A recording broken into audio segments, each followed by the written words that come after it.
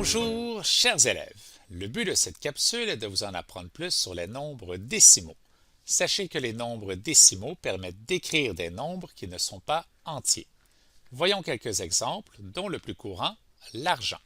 Vous voyez ici 45 $ et 75 sous. Les sous représentent la partie décimale des dollars. Nous retrouvons aussi des nombres décimaux dans les mesures, comme ici, 21,5 de centimètre, et dans les distances, 3,1 de kilomètre. Les nombres décimaux se retrouvent aussi dans les quantités, par exemple sur les aliments que vous pouvez acheter à l'épicerie. Ici, vous voyez un exemple 1,5 de litre, ainsi que 2,25 de kilogramme. Voyons maintenant les différentes parties des nombres décimaux. Alors, à gauche de la virgule, nous retrouvons la partie entière.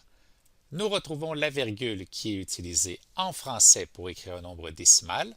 Le point est utilisé en anglais. Et la partie à droite de la virgule est la partie décimale. Voyons maintenant les différentes positions qui se retrouvent dans un nombre décimal, ainsi que la valeur de celle-ci.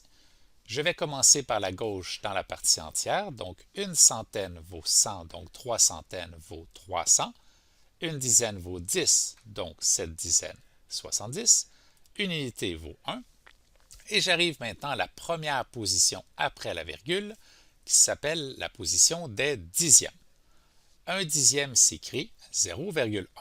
Donc, dans mon exemple, j'ai 8 dixièmes qui s'écrira 0,8 et qui vaudra aussi 8 dixièmes.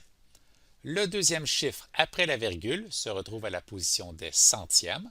Un centième s'écrit 0,01 et 4 centièmes s'écrit 0,04. Et la troisième position après la virgule se nomme la position des millièmes.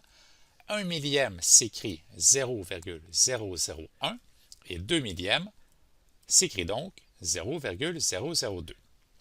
Comment nommer un nombre décimal? Alors, nous devons tout d'abord nommer la partie entière, dans cet exemple 371.